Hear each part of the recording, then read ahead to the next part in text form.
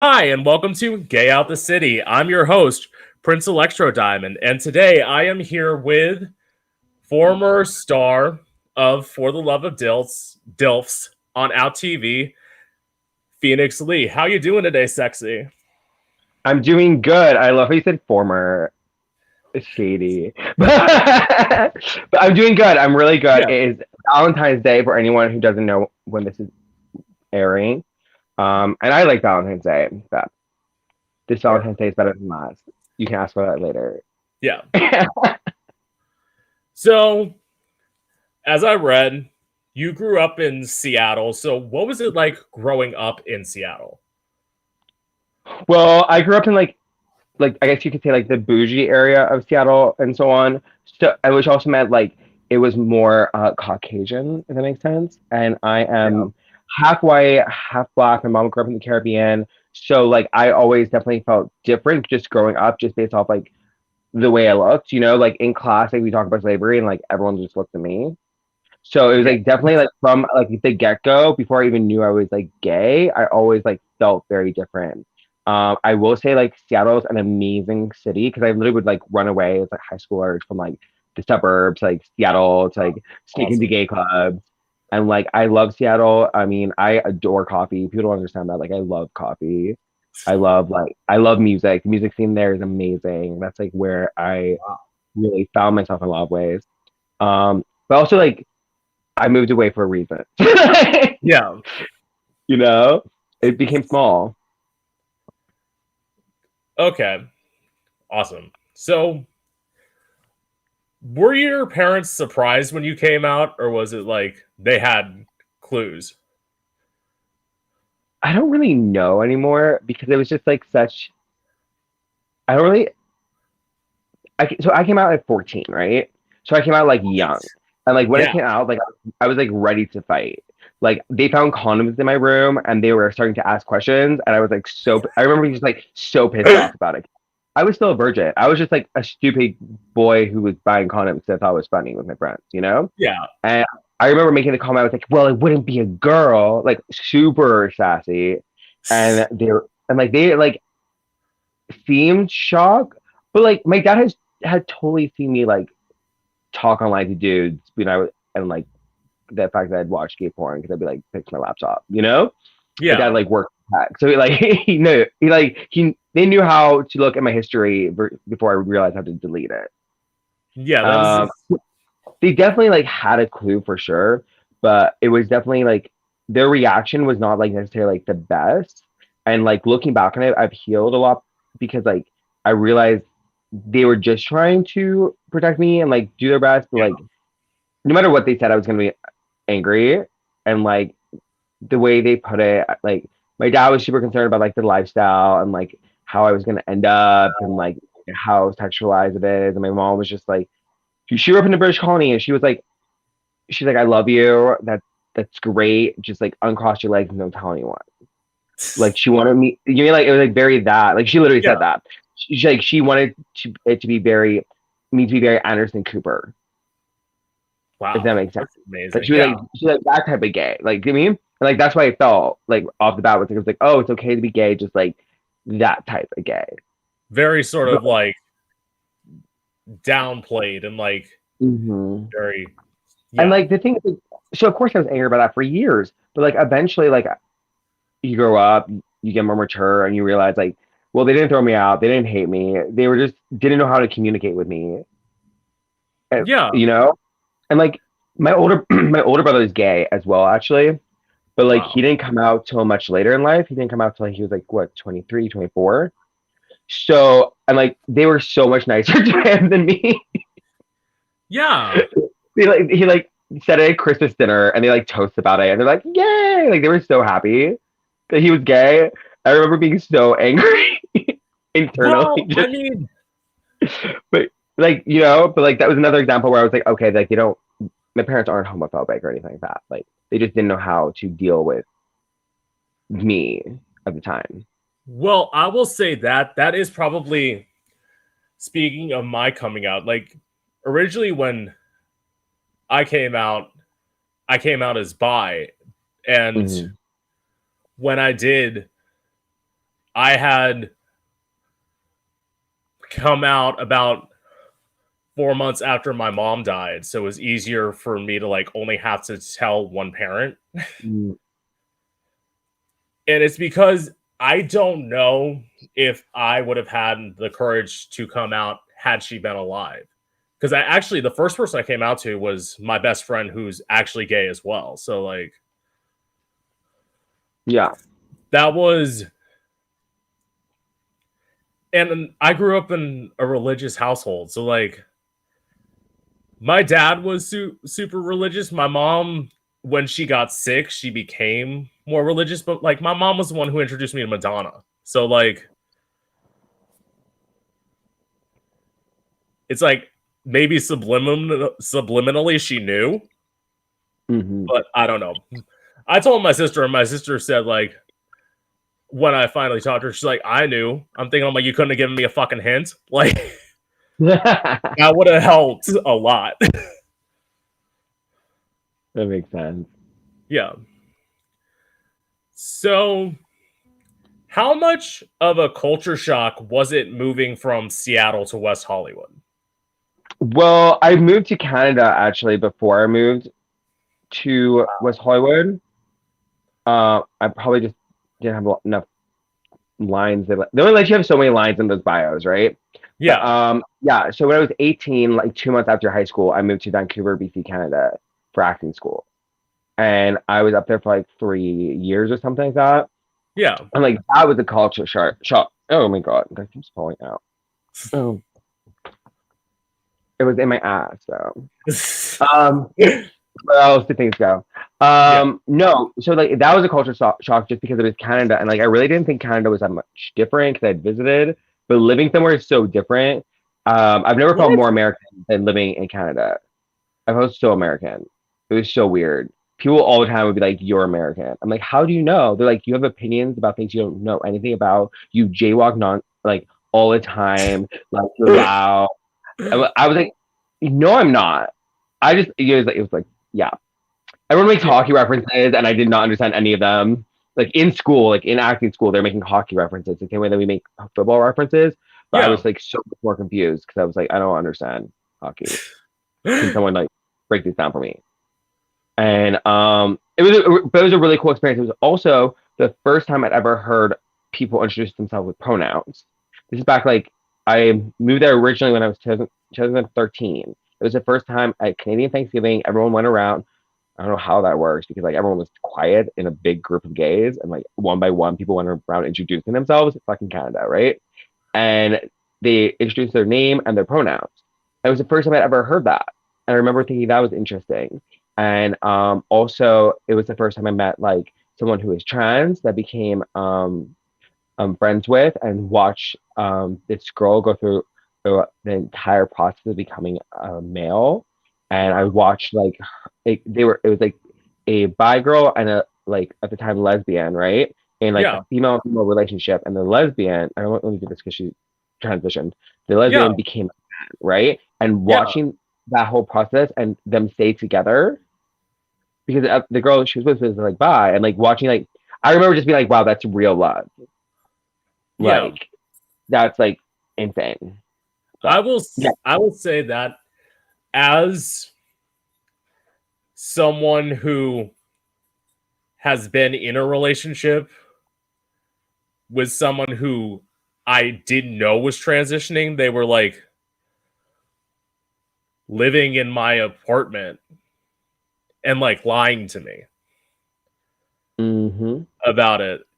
And eventually it was someone I had been with a year. We moved in to he moved at the time he moved into my place 7 months in.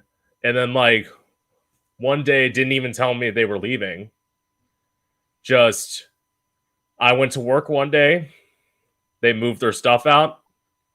I got a note with a key in the door. That's rough. Yeah. That's really rough. That's interesting though. Because I think it's interesting on the show though. They never ask any of us I like who our last relationships were with. I always thought like it was weird that they never. they never asked us that. But because my last relationship ended after I like a pandemic relationship. Like I like as soon as the pandemic happened, I like wanted someone and like got in a relationship really really fast, and then like we moved in together like really fast after that. Yeah, But that and is never good. no, and we're still friends, but like we broke up like a little after like COVID ended or the Yeah, pandemic ended. yeah, After like my birthday, the following March, and like we broke up because yeah, not because of this, but we broke up after they told me that they wanted to transition, yeah, and then like and that's not why we broke up. We broke up because I we had the moment where we realized romantically we both had to take a step back from each other because like they were going through things where like it was better for me to be a support and not and versus like be romantically involved because I realized if I stayed in that relationship I wouldn't take care of myself and then 3 months I would like hate this person. I didn't want to do that. So like we like it was probably one of my best breakups if that makes sense. Like, like we yeah. did what was best for like her in that situation and like she literally just got her boobs like a week ago, and I can't wait to see her. You know, Wow. but See, it like I've been there for the everything else that like really matters. She's dating someone else right now, but like it's like that was a really cool experience to have. And like I am like very very very gay, and like I am definitely a gold star gay, and like it like yeah, the way I looked at it, like she was worried like that would give me a big deal, and what I told her was like I don't care because you're not gonna become like a girl tomorrow. I'm like, I don't know. Like maybe like I love you now. That doesn't mean that that's gonna go away. Like the rest of the stuff, like sex or whatever else, like whatever issues that might be. Like who am I to say that like that won't work out? You know, that's kind of the way I look yeah, at it because it's like it's different. Like I don't seek that out because I'm not into that. But like yeah, if I'm already in love with someone who I'm like living with, who like, you know like this is like a very different yeah. situation because there's like other components to it. But yeah, but then we decided to split just because they were going through a lot and they needed to focus on that. We'll And see. they're happy. I will say this in that situation, you were definitely a lot more supportive than I was. Hmm. And I think it's just because, as I said, you went away to acting school and like got the chance to be exposed to all this. Yeah, I didn't go to college. So like I lived when I was in Orlando, I went yeah. for a few months for technical school and then like I was out on my own. So like I never had like that college experience because I went to college. I actually did go to college around here. I went for about a year and a half, and I'm like, this shit is not for me. Like, It's not for everyone. well, it's also I was in the wrong major. If I were to go back now, I would honestly I was in like music business, and I honestly would go for broadcast journalism. Now, Okay. just because like I like doing this, I like getting to talk to people. I like getting to be behind, and it's honestly like I could see myself doing like Sirius XM radio if anyone like gave me a Yeah. shot at that. But like I couldn't do like local radio. I swear too much. So Makes sense. yeah. Um, are you an extremely sexual person? Uh, I'd say yes. The best way to say that is like I'm an extremely sexual person, but just like anyone, as a male too, like we forget like we ebb and flow, like we do have like hormones. So there's Yeah, times when I'm not. Like you mean like honestly, as of like the since the beginning of the year, funny enough, I've only had sex with one person. Like I have not been a very sexual person this year. But yeah, like every time I'm like, oh, like I'm not sexual, will it ever come back? Like it always comes back with a vengeance. of course. I forget like December and November. Yeah. 'Cause those were fun. There was a lot going on. But like, yeah. See, I'm someone who like I have a friends with benefits, so like Hmm. if I didn't have that, especially living at home with my dad, I probably wouldn't be as sexual as I am, or I'd be doing shit that's illegal. Like, No, that makes perfect sense. yeah, Uh, yeah. Oh, shout out to West Hollywood. Um, I need a friends with benefits. So hit me up, someone, yeah. because I don't want to get STD, STI. Yeah. And I mean, as long as you know what you like, Hmm. you'll find somebody. Like, actually, It's as I've hard, I feel like, to find like in the gay community, it's in the queer community. It's hard to find, I feel like, repeat offenders. Like I feel like so many people are about like hooking up once and like never seeing the person again. see, I was like that because I will say this. Okay, just to give you a little bit more of a background on me. When I moved to Orlando, like I came out when I was 18. I didn't start having sex till I was 22. Okay. So like, and then that was me sort of only topping at that point because like at that point I will say this, I'm someone who's like survived sexual assault twice. I'd already been assaulted once at that point. And I remembered the pain of like trying to bottom because this person was like trying to go in me with no lube.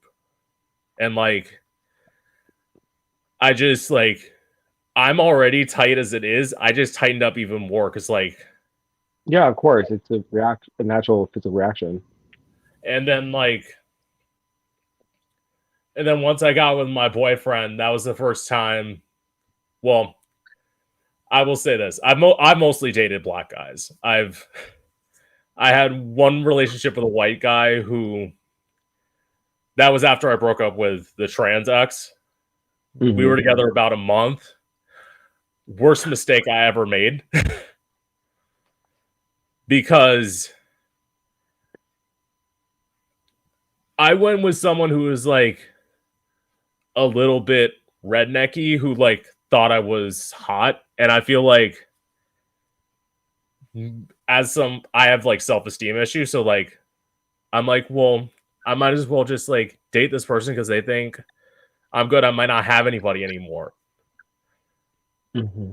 And then I remember the day we broke up. I was sick. I went in the hospital like 2 days later and found out that I had like laryngitis, which is something where like my it felt like my lungs were swollen and like I was like white as a ghost. There was a day I was at work and like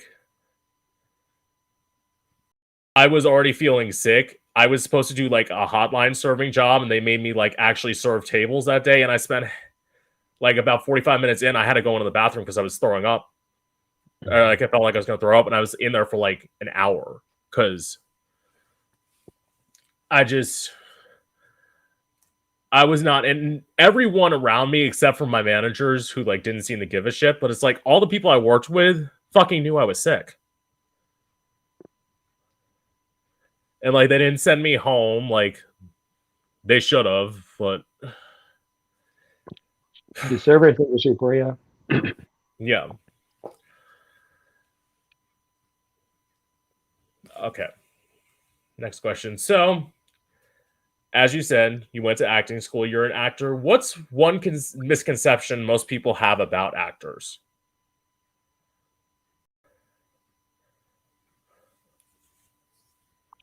Probably they were all egotistical.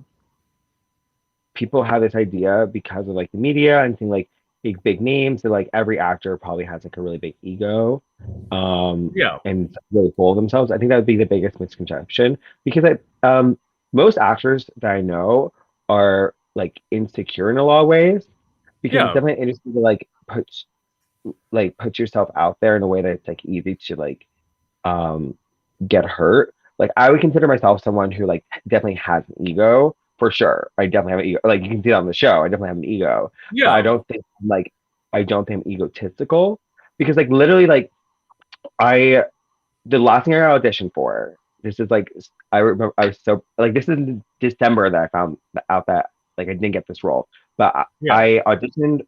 I got called to audition for a part that the writer had written based off me because they knew me, Yeah. um, and the director knew me, and they like I didn't have to do the first round of auditions, like second round auditions. I just got straight to like the final call. They just called me. They're like, "You're one of the few people we couldn't really consider for this." And I was literally like, "Oh my god, this is I'm gonna get the role." Like it's literally written based off me, and I'm Yeah. auditioning it from people I know, and I didn't get it. And I remember like finding that out because I found out about the audition on Thanksgiving, and then Yeah. before Christmas, I found out I didn't get it, and I remember just being devastated because I was just like, I like legitimately was devastated. Like my I was with my parents and they were like concerned Yeah. about me. I was just like, oh my god, like what does that say about my career? The fact that I can't even land a role as me. So like I Yeah. think people like don't realize like how sensitive actors really are because they Definitely. just see the fact that like, oh, like they're on a show or they're doing this or like, they're posting that. So I think that would Totally. be probably the biggest misperception, and like a lot of actors are introverts too. I mean, I'm not, but a lot are. People think that Yeah. none of I them mean, are. well, I get that. Like, Yeah, if I wasn't a performer, I'd be introverted too. Like, I'm not someone who like goes up and talks to people, especially like when I'm in gay bars. I will say, thank God I do drag, and like a lot of times I don't have to go up to people and talk to people. People come up and talk to me because like I am in some ways I'm intimidated by people. Like shit. If I was just like normally like all of this was off, and I just walked into a gay bar and I saw you, I'm not fucking going to talk to you because just based on the fact that you're a skinny gay person, probably a lot of people's mind, maybe even mine at one point, is like, oh, that person's probably bitchy. They're not gonna want to mhm. talk to me. I also have a bitchy phase, and I didn't know that.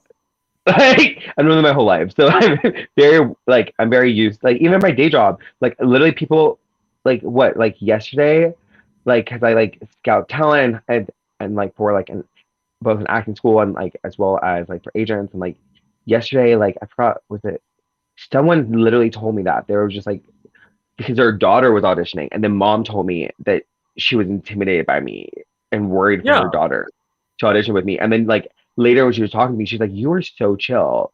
She's like I yeah, did not expect that at all, but like that's true. Like we definitely like judge people on like people's appearance and like especially in like queer culture and gay world, yeah. like hey, yeah, I get that. Because like, and a lot of people would say it's crazy because like, so how tall are you? 5'10". Yeah, like I'm 6'3". I'm taller than you. It's crazy that like to think that I would be intimidated by you, but it's like, And if you were in heels, oh yeah, like depending on what shoes I wear, that's why when people say like I have shoes, I haven't worn them recently, but it's like I have shoes that make me 7 feet tall, or I have shoes yeah, that make me like 6'7". It just depends on yeah. what I'm in, and I will, and I know any drag queen who watches this say this. I wear flats occasionally. I'll wear like platform sneakers, but they're fucking platforms. They make me taller. That's all the shit that needs to do. No, no worries. Well, a Phoenix flat is a sneaker wedge. I wear that all the time. Not in drag, but just as a person. I Yeah, like shoes. I like actually am like very much a shoe girl. Like I wear heels like as a boy in drag. Like literally. Okay, what's look the closest heel to me.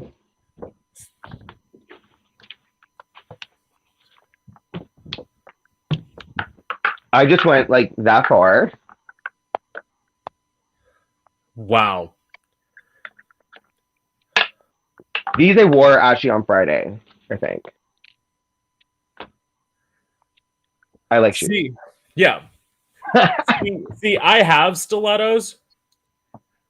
I'm at the point where like I have to reteach myself how to wear stilettos because after the things with my foot, Hmm.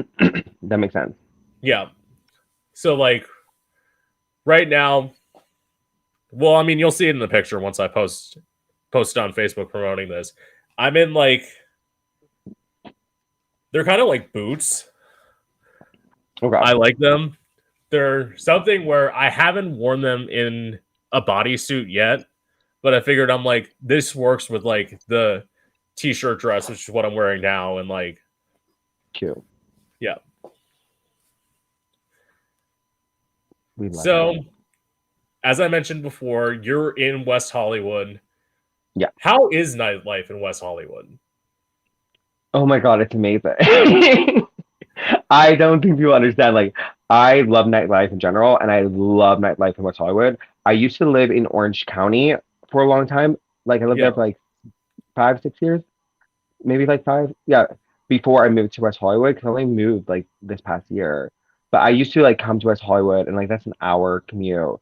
And like my favorite night was last night. Like I go out on like a Monday night because like there's less tourists, like more just locals, and like there's like yeah, fun people, you know? Like I mean, where else would I be able to just like talk to Akira not Akira. Oh fuck, I forgot her name. But but like Vanjie was out last night and like a bunch of other girls, like just like not even in yeah. drag, just like chilling at the bar and like I got to like watch some really good drag and like dance to some really good music and like chill with people and like that's not everywhere on a Monday night. You know? That's not like normal most places. I know it. Like when I performed in Orlando, I actually performed at probably the most famous gay bar in Orlando. In fact, it's so famous that like people internationally know it. What's the Is name? this Parliament House? Yeah. Yeah, Of yeah, course. yeah. And it was great. That's why I used to like going out because it was like 10 minutes from my apartment. No, not even like 5 minutes from my apartment. Mhm. And it's a struggle when you have to like go because as I was talking to you before, I'm like an hour away from West Palm Beach, and West Palm Beach, Mhm. even then, they don't have a lot of places. And the place that I used to perform in West Palm Beach burned down during the pandemic. Like there was some sort of like electrical fire when nobody was in there. So like they haven't been able to reconstruct it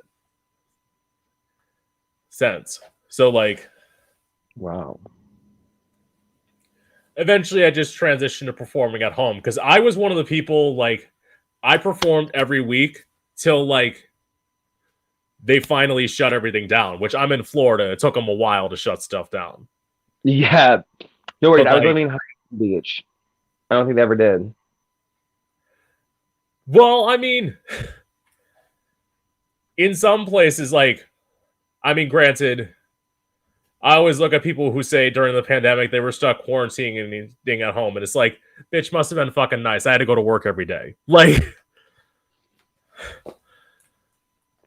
I get that. yeah. So, what made you want to go on reality TV? Ooh, good question. Um, my friend literally sent me the information to audition, and I didn't really think anything of it. I was like, oh, okay, maybe. And I was bored in my apartment, and I had just got my hair done, and I was like, I need like I literally was like, I want to do something. I was like, Yeah, maybe I'll just like I literally was just like, okay, I'll send in a tape. I took 3 takes and then just set in the one I liked the best, and then I yeah, forgot about it. I really didn't like have ambitions to be on reality TV. I mean, I would love to be on Big Brother for sure, but I just I don't know. I honestly like just kind of forgot about it, and then I got the call a few months later. I was like, what is this about? yeah, And I was excited. I was excited once I like.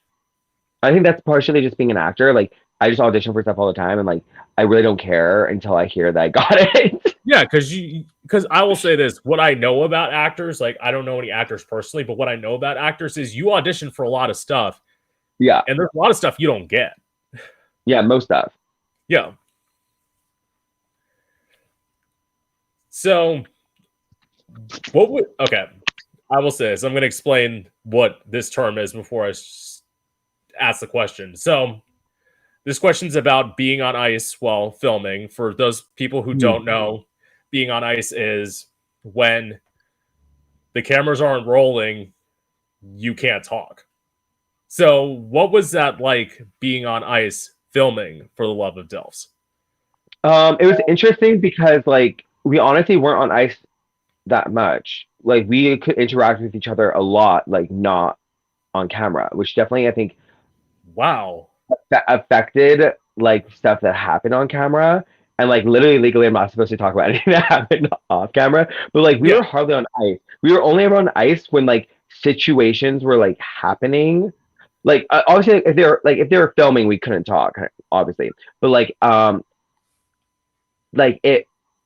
it was like only on ice if like they were not upset with us, but if they really needed to focus, if that makes sense. Yeah. And it felt like we were like being um distracting in any sort of ways.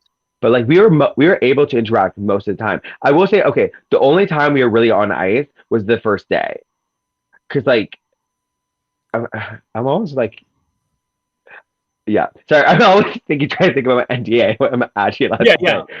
But Yeah. the Sorry. first day, And like, I'm I pretty didn't have sure a the chance first. to mention to you that before, but it's like, if at any point I ask you anything that's in your NDA or like you can't say, Yeah, just tell me you can't say for it. sure. I'm pretty sure I can say this though. Like the first day, we were all on ice because like um yeah, I'm pretty sure I can say this. I'm just like, okay, so the first day, like, because the scene where we all meet the daddies for the first time, Yeah. we had already seen the daddies in the house because we were already living together. We were just not allowed Yeah. to talk to them. Like I remember, like that was the only time we were like on hard ice. Like we were not like the first day we really were not allowed to talk.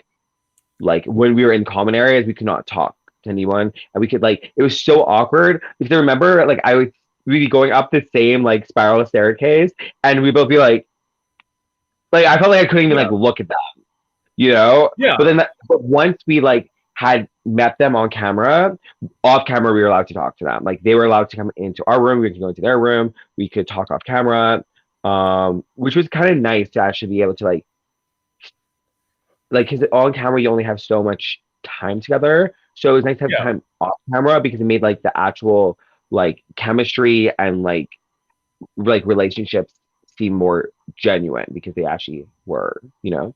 Yeah.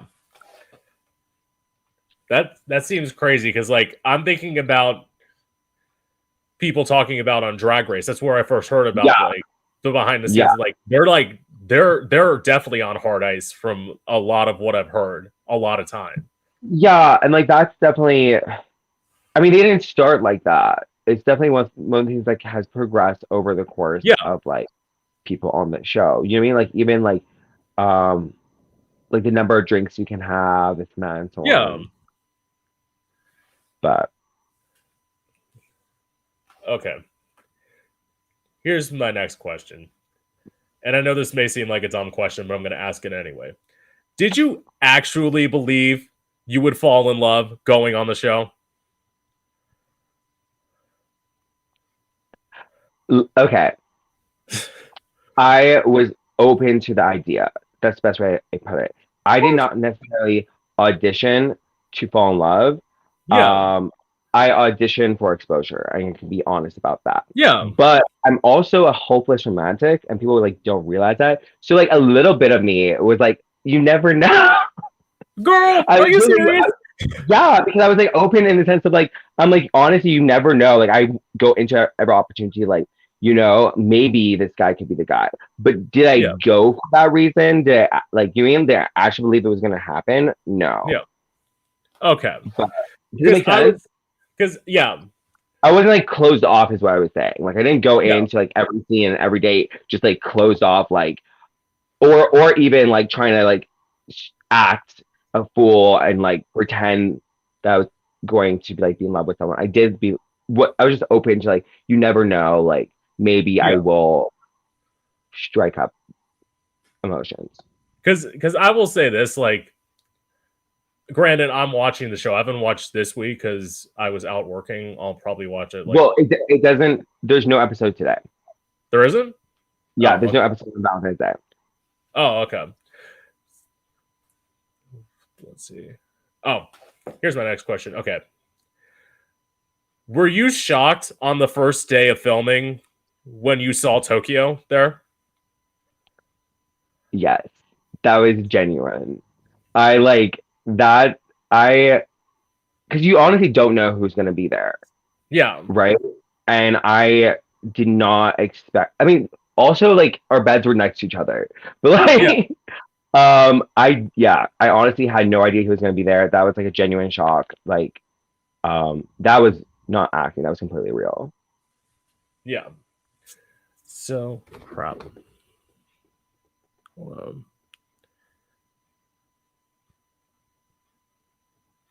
Okay.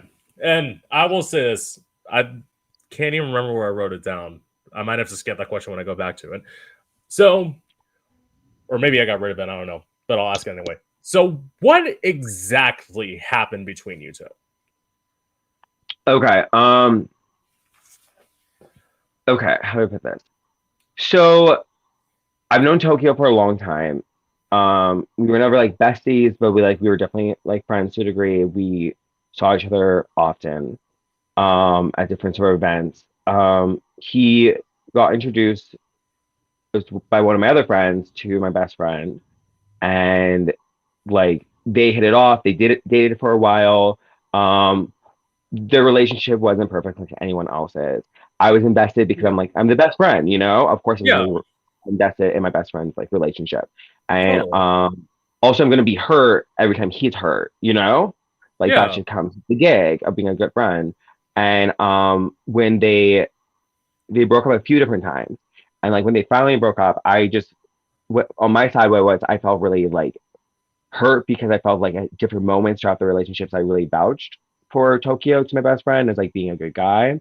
So then Yeah. seeing my best friend being hurt by him, I just felt like I was just kind of like, what the fuck? Like I vouched for you, and like, like this is the shit I get, and Yeah. like we we just like didn't talk after that, and like a lot of that is because like I don't really, I'm honestly not that dramatic of a person, so I just kind of removed myself from the situation where I'm gonna take my best friend's side in this, you know, like I'm Of not going, course. you know, like Yeah. I'm just not gonna talk to their ex-boyfriend, you know, like, Yeah. and so we just kind of left it like that, and like there was more issues between the two of them. They're really between me and Tokyo, but Yeah. when the show happened, I think it was about 3 months after the breakup, right? Yeah. So I actually like, and it's not even like I had never said anything before that that was like mean or kind of bitchy or catty, but I just hadn't talked to him about the way I felt or like the situation. So going into it, like that honestly was like the first time we had talked about it, Yeah. which is probably why it ended up being as messy as it was because we had just had never had like a conversation like Yeah. ever. Yeah. And that's got to be like extremely awkward to finally like get to see this person, and the first time you're seeing them in a while is on camera. Yeah, Like, and like the producers are good at producing. You know what I mean? Like yeah. they know. Um, but yeah, it was just like it was like really interesting for me to like watch it back like at the premiere. I was honestly like really nervous, and like anyone who's there knew that because I just didn't know what it would look like. You know, like I just didn't know how they Yeah. would edit it or anything. No, of And like course not. people like don't realize like well it looked on camera like a 5 minute conversation, but that conversation was like probably 30 minutes or something. It was like Yeah. a very and it felt so long too. So like shooting it like it was very very anxiety producing. Like because because everyone else is like 5 minutes on camera of like, oh, like good drama, right? For me, it was like a Yeah. whole day of like Yeah. anxiety because after the shot's done, like it wasn't done. Like I wasn't like we weren't like good terms. Like I'm a sensitive person. I'm in this whole environment. I have to do these other scenes. Like I just remember like um personally just feeling just like really off for the rest of the day, and just I was just sensitive, and like it all happened on Yeah. camera. I remember just being like, what the fuck? This is Yeah. so crazy. And like that was the moment too where I was like, oh my god, I'm on reality TV. Like that was Yeah. when it hit me. Like what you're talking about is probably why I'm saying this now.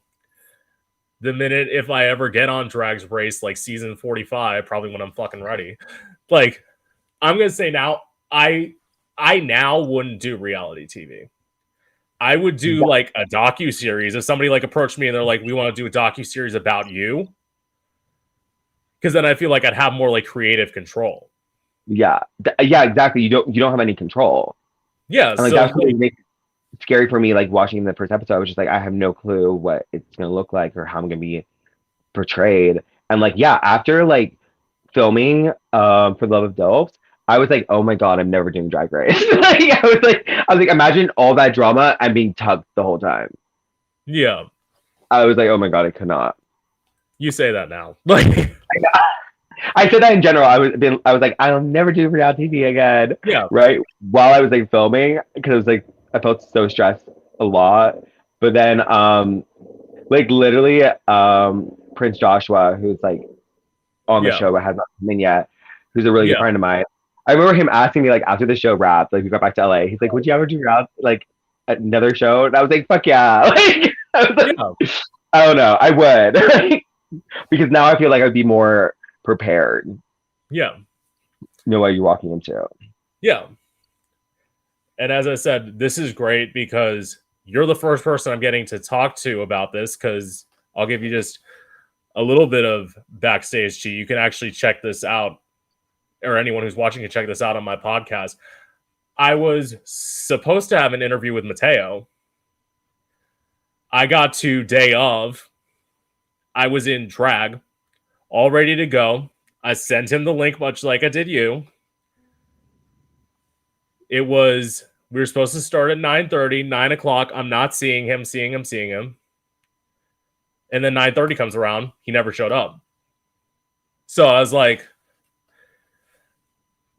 well, fuck it. I'm already in drag. I might as well just like do the episode and like rant about how much this sucks. And I will say this, I've reached out to him since and he felt bad. He told me he was sick, but like I kind of went in on him a little bit. I'm not going to lie. Hmm. No, that makes sense. And like what I'd say for in this case, like I work in entertainment, right? So like Yeah. I understand like how this works. Like he even let you know like that I was gonna be like 5 minutes late because like Yeah. it's funny because like the CBS line was like long and I was trying to get a Red Bull so I could be peppy. Yeah. Oh, I have a good Red Bull story about the show too. But yeah, so I just want to say like I love Mateo. Mateo, funny Yeah. enough, was like one of the first people I connected it with on the show. Um I remember we had like a lot of late night conversations and we texted a lot, but Yeah. um he's a sweetheart. He really is. Yeah. And I don't So, feel anything against him. It's just yeah, now I'm at the point where so far, fingers crossed, I have the rest of this month filled up, yeah. saying everything goes well, because you never know. I've That's no hit business. I've hit up people. The thing that like pissed me off is like, as you know, this is show business, but again, I'm nobody. Like I have people like I hit up and they're asking me for money, and it's like I don't have it.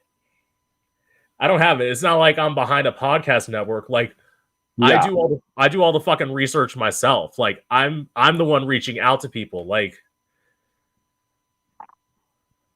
I'm doing it. The craziest amount that I had somebody like I reached out and they're like, it'll cost you $1,000. I'm like, I'm not interested. Because it's like for me especially, like even I'll ask you if you want anything more. it's much like how I saw probably one of my like influences in terms of like doing podcast and radio, which is Howard Stern. Howard Stern doesn't fucking pay people to be on his show. He's like, I'll pay you in plugs. I'll let people plug whatever they want. It's like, let me know and I'll do it. Yeah. And it's And like, the thing too is like, obviously it's good to know your worth. And it's good to know, and it's important to like get paid for what you do. So I understand that, but it is one of those things where like I look at like it's almost like not like tears, but like you have to know what you're doing. And like I think one of the best thing I ever heard was from my favorite drag queen, Willem, was that she only gets into drag for like I think, 4 reasons, right? And yeah, this is how I look at entertainment too. Like get into drag for charity, get into drag for money, get yeah, into drag for exposure or for dick. yeah, And that's kind of how I look at like my career. It's like like I'm not here for money. I have other gigs that will pay me that like yeah, I'm there for money. You know, I've worked with like a lot of charities and like people don't talk about that, but like I worked with yeah, a lot of charities over the year and like you know, and like that's so like I mean, honestly, most of my charity work people have paid me for. And one time I tried to go to my taxes and write it off, and my friend was like, "You can't write off being paid for doing charity work." yeah, Learn that. But like, you know, it's like but I do like free stuff too because like you do it for charity, you do it for the community. Like that's yeah, important, you know? Yeah, I've done a lot of like stuff for or voting and so on, like a lot of that's been for free.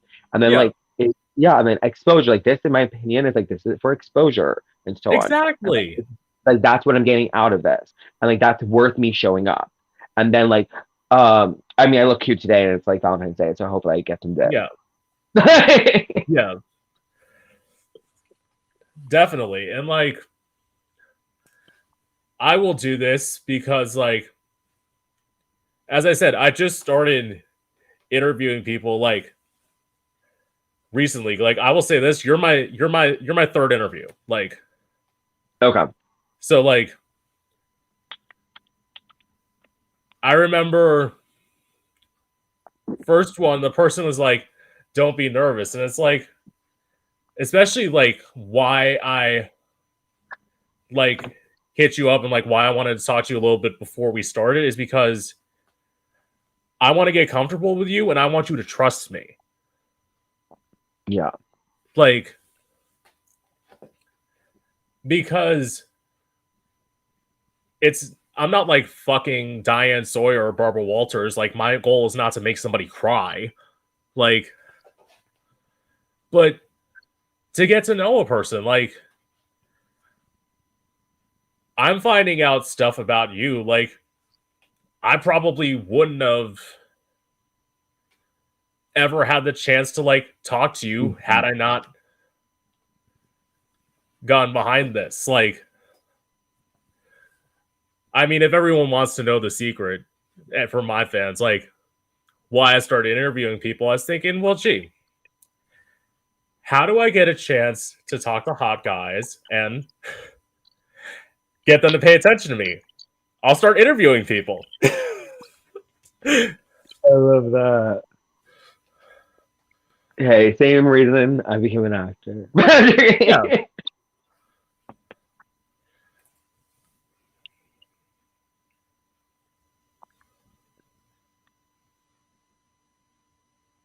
Oh, okay. God. It's hard trying to read in sunglasses, but reason I do sunglasses because I don't know how to do eyes. Um, and Just every drag queen is shocked about it because I'll once we're off camera, I'll like de-drag for you off camera, like obviously not on when we're doing this, but it's like I have blue eyes, and one of my friends in drag got so pissed the first time that he saw me without sunglasses. He's like, because I have blue eyes, and it's like he's like, why don't you do eyes? I'm like, bitch, I don't want to do eyes. just practice. That's how Yeah, you learn anything. You fuck up, you practice, you fuck up again. Like when I like was first, like you just yeah. yeah. I mean, like it took me this long. I've been doing it since like 2015. It probably was until like 2022 where I started doing like lipstick. So like I'm doing like the slow progression of drag. Hey, that's Yeah, that's your journey. That makes sense. yeah, And like I think every drag queen's journey is like really interesting to me because like people no queen ends up where they are or they're in the way they look the same way. Like when I yeah, first started, like I did not personally like I didn't make it for a long time before that and like especially with like modeling and just theater and like just being a boy glam stuff. But like I yeah, didn't practice drag makeup. Like people don't understand that like I literally only did make like drag makeup when I went out with my drag family to gigs or did gigs. Like I literally I kind of wish I would have practiced, but like that was the only thing that would yeah, get me to like do makeup. And that was the only way I like the fact that literally the majority of LA just watched me get better at makeup over time was interesting for sure. Like I remember the first time I like blocked my brows and they looked awful, and I went to see Aquaria for the first time because my drag mom was like like opening for her, and I was like yeah. I remember being so ecstatic because I thought I looked so cute. And then I look back at pictures. I'm like, I went out in public like that. I was like a super person. I would go over to my drag mom's house. And she'd be like, what are you doing? I'm like, I'm going to block my brows. She'd be like, have you ever done that before? I'm like, nope. We're just No, going to see what happens. no, never, never Yeah. again. I really like, to this day, even with makeup, like, I like never practice what I'm doing. I just like, Yeah, over time, you get better at what you do. But yeah, and I will say like that's probably why like if someone ever asked me like how long it takes me to get like ready in drag, and I tell them like a half an hour, and they're like,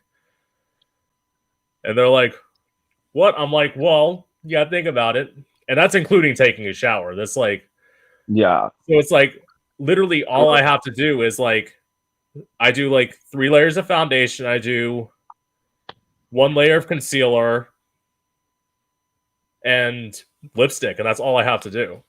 No blush, no contour. Oh yeah, I do blush. Yeah, I do Okay. blush. Yeah, You I don't love do blush. contour. I don't know how to contour. Okay. I'm a contour queen for sure. I love contouring because when I do boy makeup, I contour a lot there. I Yeah. like to be chiseled. But okay. Do you know how long it takes me? My guess would be I know how long it takes most drag queens, so I'm gonna say it probably takes you 2 hours. 4? Yep. I did my dry. I did like for a competition in October. I got into drag in 2 hours, and I was so impressed. I was like, that never has ever happened. I was so impressed. Well, I mean, let's put it this way. You're already better than Sugar and Spice. No, I'm kidding. I love them. I love Sugar and Spice, but I I was there for their journey. I know them used to talking about how I used to take them all day. yeah, but I'm like like, that was me all during day, the and there's pandemic. two of you. That was me during the pandemic. I would take like forever because you had so much time. But I actually met Sugar and Spice and got to talk to them on Friday. I know. I saw that. It was really cool. I mostly talked to Spice more than I did Sugar. Like Yeah, she was really, really sweet. They're exactly how because the funny thing is I've met them as a boy before, like a year ago. yeah, And they're very different as a boy versus girls. They're much more chatty as girls. They're much more withdrawn yeah, as boys. So I thought that was interesting. yeah. Well, I will say this again. Sugar and Spice, as I said, not being shady because I don't want to be shady to them because I hit them up. Like this is the thing. I've hit up a lot of people. A lot of people haven't answered me back, but I've hit up like that's what I told people when like doing this. So like I told them the secret is like I'm like messaging the people is the easy part. Getting people to message back is the hard part. Mhm. That makes sense. For anyone out there that ever wants to message me, do it. I actually do check my requests, like messages. A lot of people Yeah. don't, but like I don't know. I'll look at any message. Honestly. Well, that's why. Well, actually, I will say this. I wasn't entirely surprised when you responded back to me because, like, I have seen now it's like you're in the lower thousands in terms of followers, which that's a little bit easier for me to access. But Oh, girl, you wanted the tea about that though? go Because I ahead. wasn't always. This is a new account because during COVID and everything else, I got my account got hacked Oh, wow. at 15K. It got hacked, and they literally stole my account, stole everything, and then they sold it to another person, and now that person's selling it to someone else now because they came Yeah. up with this book, right? And so yeah, this is like a new account that I haven't even had that long. Just to Yeah. say why. Because the reason I say that though is because like you are right about that because like I understand that I'm not where I was and it was really hard for me to go from 15K to zero. That was really hard on me because like Yeah. if your like just work and so on. Because I will say like in LA like no one cared who I was till I had 10K. I got 10K in 2018, 17 back when Yeah. I was living with my bestie. And like I remember so many opportunities shot up because of that, you know? Like I did that and then like realized that the first time I ever gone to drive was a Goods like 21st birthday. Like, you know, I would not be there if it wasn't for that, you know? Yeah. But which is like interesting to me because like in like how do I put this? Like because I had that at one point, I still have a lot of the connections. So I still in the community get not treated a certain way, but I still get a lot of opportunities based off Yeah. like that. But like I really don't care. But I've learned a lot. I've grown a lot because like I care less now about following than I used to. I used to be really obsessive. I used to be one of those people No. for sure. And like I feel like you're in a culture that is obsessed with that. So like Yeah, as I say, like, but also like even when I had 15K, I yeah, respond. I like would look at every DM and so on. Maybe I just like talk to people. yeah. Because I mean, like, I miss my I'm, stalker. I did a stalker once. oh, really? Wow. Yeah. See, I will admit, that's the thing I'm overcoming. I don't want someone to like consider me their stalker, but like, it's like if you're getting back to me, it's just like, girl, I'm trying to get you on my podcast. Like, I want to talk to you because That's different. That's like work. yeah. This person was trying to get in, you know. Well, I mean, again, to me, not shocking that you had a stalker because if you were like if you were like busted, I could understand. If someone was like and someone's like, I had a stalker, I'd be like, you.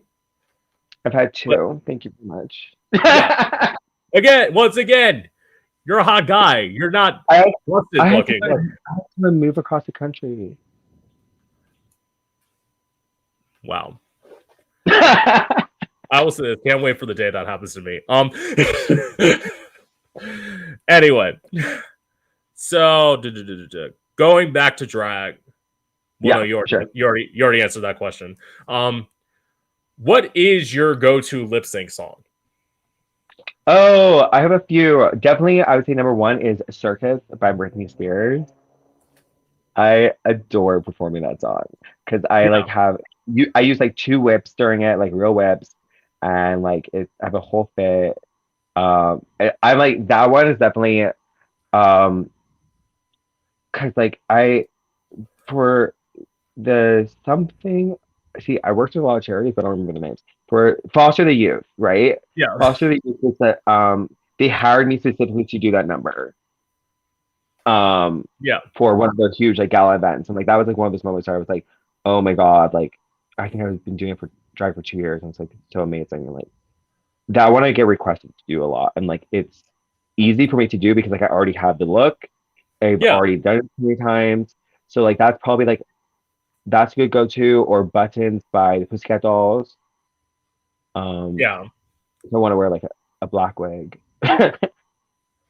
But yeah, so probably those two off yeah. the bat. I would say. I will say this definitely as like someone. Both songs I like. Both songs I performed live.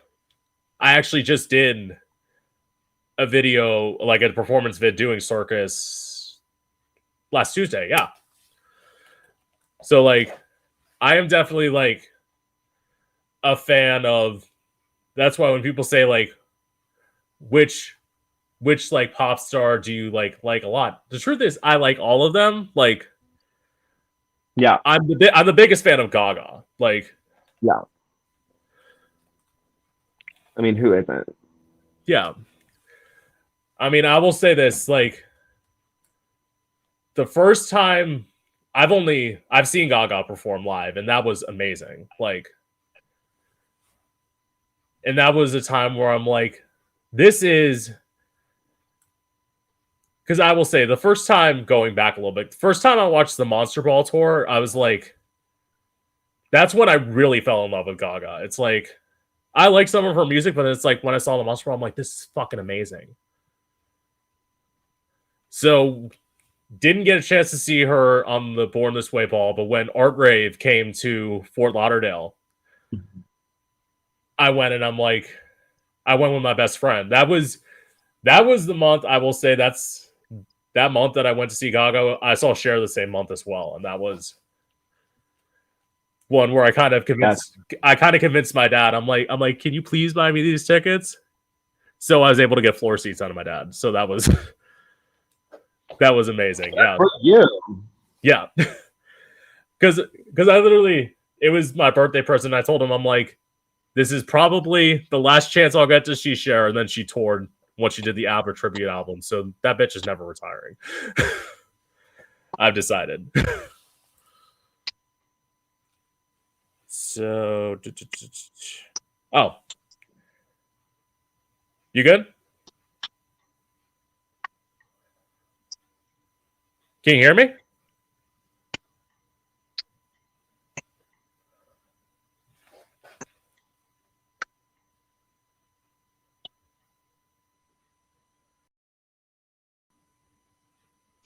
No. Okay, now I can hear you again. You're good now. Can you hear me? Oh, yeah, but wait, let me like.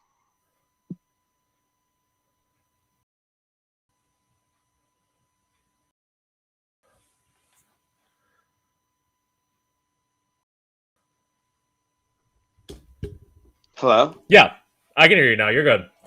Okay. You're just not on my headphones. Okay. Well, now I can't hear you either.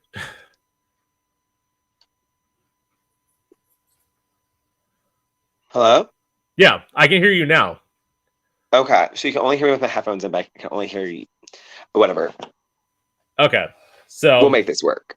all right. So my next question is what's the biggest misconception about you? Then I'm a bitch. 100%. Like my whole life. Um, and it's a lot of it I know is just because of like my physical features. Like I look like a bitch because like my Yeah. face is like I have a resting bitch face. I'm pretty, I'm skinny, all these things that people associate with someone who is like bitchy and like Regina Georgie or like anyone who's like quick has a quick wit or things like that, or like like a silver tongue, or like people associate all those sort of qualities with someone who's like a bitch. And I think that's the biggest misconception for sure. Because like most of the people who like actually know me, people who like get to know me, like know that like I'm honestly like a super sweet, super understanding, super generous, compassionate person.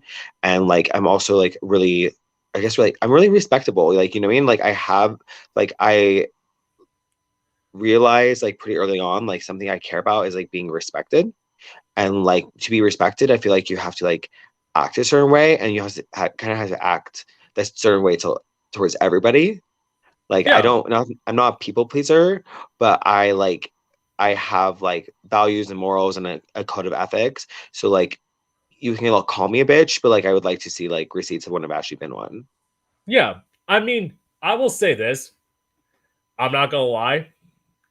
I liked you on the show. I kind of thought that about you. So, like, when you hit me up, I'm like, well, maybe Phoenix isn't as bitchy as I thought.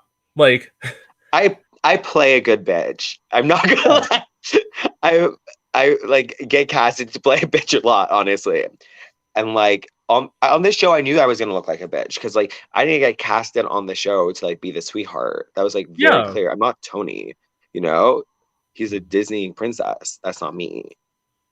Yeah, Tony. But I'm glad you liked me on the show, though. Yeah, I did. feel I people will like say this, like the episode you got eliminated, like when you were interrupting everyone's dates, that was so funny to me. Like every time you did it, I was laughing. Like, I was so mad when that aired. I what? was so mad because they cut out so much of like this stuff I said. Like I wish people could see like there's so much more that I said that I think was so funny. But I mean, Yeah, like you can only have so much time on air. But people yeah, have liked that a lot, so I'm happy. yeah. And I will say this, like, granted, you probably were upset once you got put in that position, but like, I don't think I would have liked to have seen anybody else in that position but you, honestly. I appreciate that. Yeah. I do. It was fun. Because I mean, think about this. Like, who are you gonna put Mateo? Mateo wouldn't have been good in that position. Like, I mean, I like Mateo. Mateo's sweet. Mateo wouldn't have been the good like interrupting person. That's you. He just would have put cheese on everyone. Yeah. I remember when that happened. I like that face that they flashed to, like that was a genuine reaction. I was so confused what was happening because I remember just thinking the whole time, I'm like, I have to interrupt this. Like, what the Yeah. hell am I gonna say? Like, what Right. is even happening? Yeah. That's totally. Let's see. Okay. So I will say this. Have you ever suffered with body issues? Yeah, of course. Everybody does. And once again, being skinny and actually skinny with like abs that I've had since I was 12, not a single person ever assumes that because they don't think that like that's possible, if that makes sense. But it is because like I'm a normal human being and because like Yeah. I'm not 6'5" or a football player and Yeah. I like yeah, I'm skinny, but I also grew up in the 2000s with a thinspo blog on Tumblr, you know?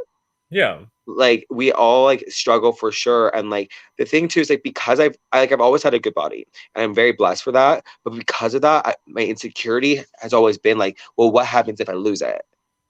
Like Yeah. what, like this obsession with like not losing this frame, like there's like that obsession of like my identity being tied to it to a degree, Yeah.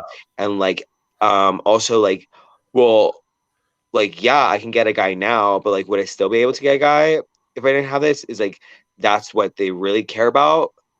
Things like that come into your head a lot, and like it gives you body dysmorphia for sure.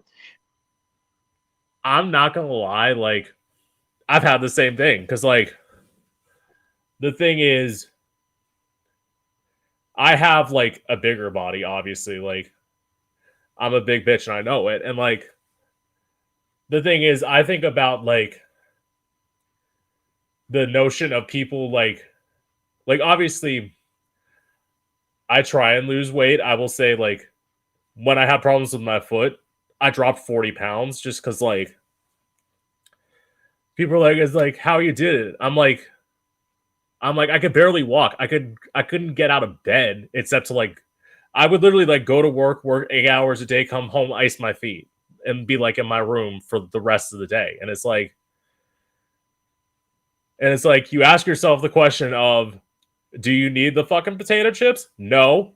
You're gonna stay your ass in bed. Like, Yeah, and being bigger, like the thing is for me is I tell people like even I tell guys I hit up and it's like yes, I'm trying to lose weight. I'm like, don't worry, this ass ain't going nowhere. Like I got a fat ass. I've always had one. It's not going away. Like I do not have a fat ass, and I wish I did. no, it's a lot of work. Like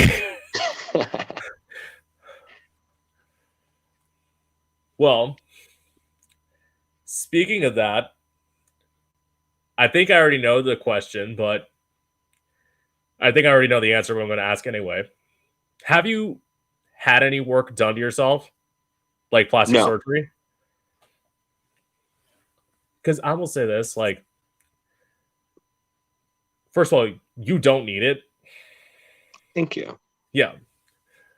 I mean, like, I know you're probably like tempted being in LA to like get it. Like, honestly, like, as I said, you don't need it. If I were to like recommend what I would do for you, I would just say like make your hips and ass bigger. Other than that, don't touch anything else. Like, honestly, like, That's so funny because literally, okay, I've never had work done. I'm glad I didn't move to LA when I was 18, you know? yeah, I want done is my ass. yeah, And I saw it on the last episode when they zoomed in on it. When it was in those like little like spandex, like orange like shorts, and I was like, God damn it! yeah, I literally, it was just funny. I literally got a consultation for it like 2 years ago. yeah. But yeah, that's like the only thing. But like that's just because like it's hard for like someone in my frame to like get a bigger ass, you know? But Yeah, like I honestly don't feel pressure to get my face done or do a lot of other things. I support the industry. I have friends who work in the industry. I have friends that, you know, my ex got a lot of things done. Yeah. So, well, I will say this. Good thing you don't feel that pressure, because once you do, you're eventually at some point, you might end up like Madonna. Like, that's... Girl, growing up, I always wanted a nose job because I was really insecure about my nose being like a part black, and like my nose looked bigger when I was younger because my face was smaller. Yeah. And it used to be a huge insecurity of mine, like really, really big. And I mean, like since like I was 7th grade, I wanted a nose job. Yeah. And one of my idols is Michael Jackson. So literally, like such a big thing was I would be like, I want a nose job, and I was like, fuck, I don't want to look like Michael Jackson. No, because this is the thing. You, at some point, I actually did just watch a video of a doctor like basically breaking down what he thought Michael Jackson had done to his nose. He had like 10 nose jobs, like, yeah, and at some point, like, they said like they had to like move skin from like other part of his body to like put on his nose, and it's like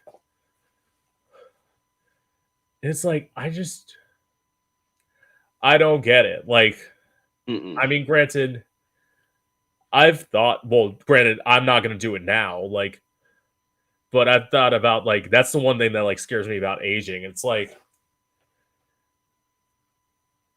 once I start seeing wrinkles, I'm gonna be like fucking.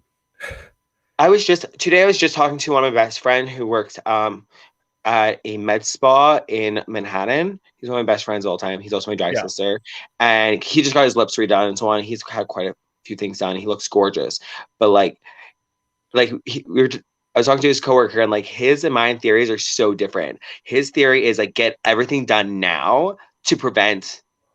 Like get a nose job done now because your nose keeps growing. Like get all these things done now so like you look great later. And my whole attitude towards everything is like I'm just gonna ride out being pretty. Like, I'm just gonna ride out all of this until it like doesn't work anymore, and then go get something done. You know? This is the thing. Like, totally. First of all, what I learned about from watching again from the same doctor on YouTube video about Madonna, she had her first facelift at 37 and they only last 10 years. I'm like, if you start too early, you're going to have to keep on doing more and more work, and your face is just going to go more puffed and puffed out. Oh my God, she looks so bad now. Yeah, I know. It's like sad. Well, actually, first of all, thank God for you saying that, because I was so afraid with me mentioning that you're in LA and you're going to be like, what are you talking about? That's completely normal for somebody to look like that. Because LA is full of people with plastic surgery. So like, well, the thing is, you can have plastic surgery and still look good. My friend in New York, he looks fucking stunning. No. Everyone look him up. Sean Walsh. He's I am Sean Walsh on Instagram. He is stunning because he knows he got it done well. My roommate who I live with, silicone ass mama. He looks great and so on. He's older. He looks great all over. But there's so many people that do it wrong, and it's so hard to do anything about, because once you do it wrong, like. Well, okay, to be clear, I just want to say this. I'm not saying that you can't get plastic surgery. I will say, no. I understand what you mean. I will say, like, for example, like, Cher had plastic surgery. Cher looks amazing. That's the thing, exactly. Yeah. No, I don't want to look like Madonna though. No. I will say though, what didn't do on the show was they made us beforehand write 2 truths and a lie Yeah. about ourselves. And my lie was I had work done. But we never ended up doing the 2 truths. Or maybe they did, just not when I was on TV. But I didn't hear them do it. So because I'm even trying to like look. I can't. Well, I mean, granted, I'm wearing sunglasses, but I can't see anywhere where it looks like you've had work done. So like, and plus, it's like, and plus, first of all, you said you're half black. That's gonna help you later on. yeah. My mom is what, 67, no wrinkles. Yeah, I'm good. and like that's the thing. Like, I will say this, like the jaw is because my dad's like part German, things like that, you know. And I'll say this, like, I'm not worried about it. Like, you and I are like roughly the same age. I'm like a year older than you. So like, yeah. I don't have to worry about that now because like literally I am like fortunate enough to where like once I got like 18, 19, 20, my face hasn't aged much since then. And it's like I joke with my best friend who's like a year older than me. Like he looks older, so I constantly tell him I'm like, and he was telling me about how one of his friends was calling him old. I'm like that friend's not allowed to call you old. Only I'm allowed to call you old. Period. Yeah.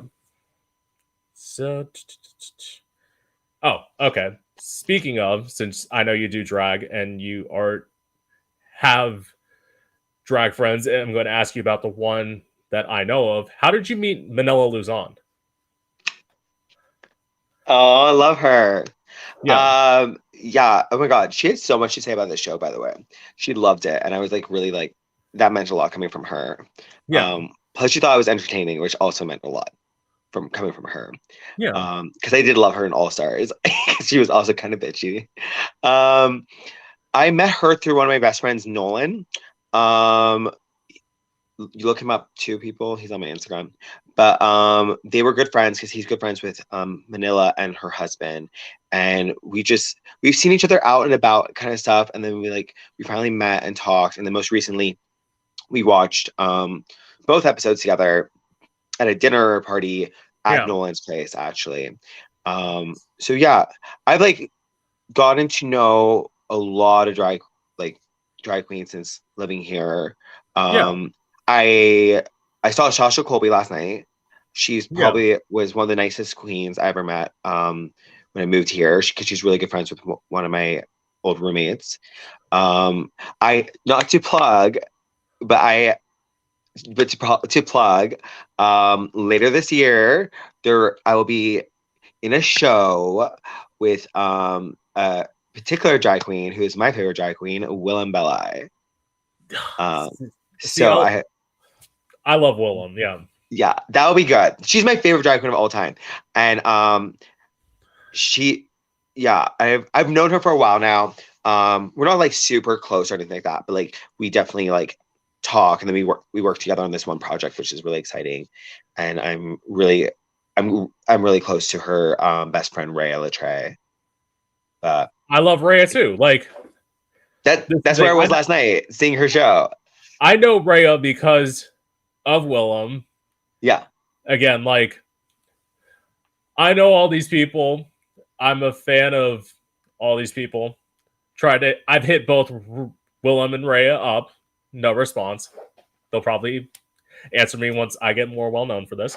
But but it's like I will say this, like just like I have one last question and then like I'm just gonna go off a little bit first before I say that. I don't like begrudge people like bigger than you like not answering me because it's like they probably get thousands of messages a day. Yeah.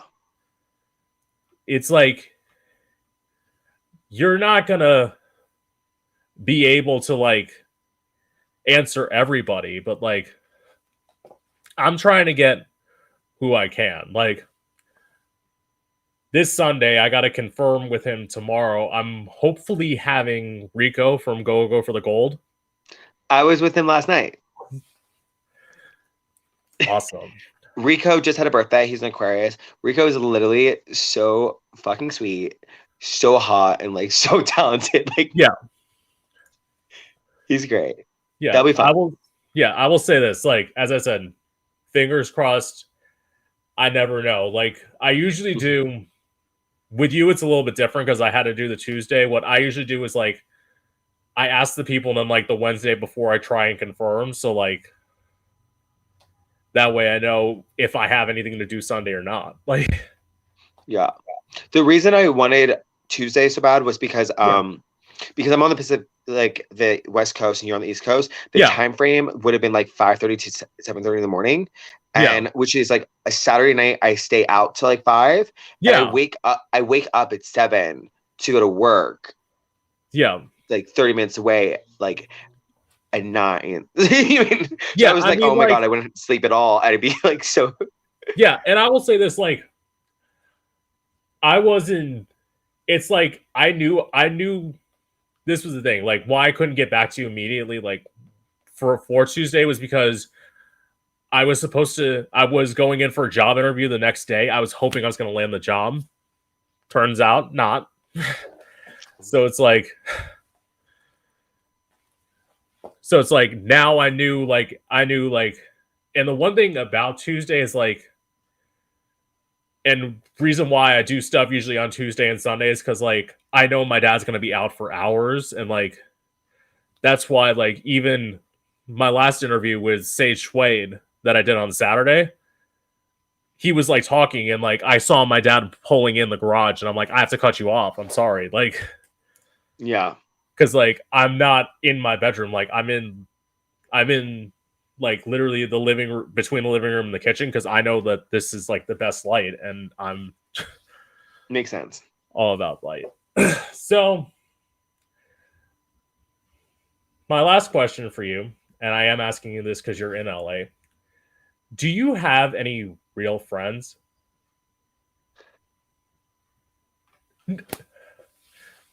I'm not saying this to be shady, but like the shade. Oh my god, I can't. This is so funny. What I'm saying this for is because, well, you're in LA. You know that people can be fake out in LA. Yeah, but okay. The answer is yes. I have real friends. I value friendship a lot. These are my point. I'm not a bitch. I really value friendship. This is why I got in a fight with Tokyo, because like I really do value friendships. That same ex, mind you, like that best friend, I was with him last night. You know. Yeah. I'm a very sociable person, so I have a big network of friends. But I'm lucky enough to have a lot of really close friends that I've known for years. I have it's so embarrassing. Like even during this podcast, I've had 2 friends call me. Yeah. They're like one is in Seattle and one is in New York. And like the one in New York, I've known since I was 12. The one in Seattle, I've known since I was 14.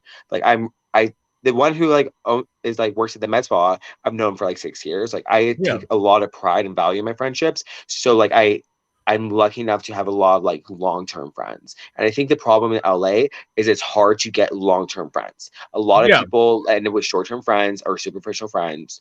And it's hard to get close to people because people are busy or people feel superficial. Yeah. I mean, I would totally get that. Like, and the reason it's a busy city.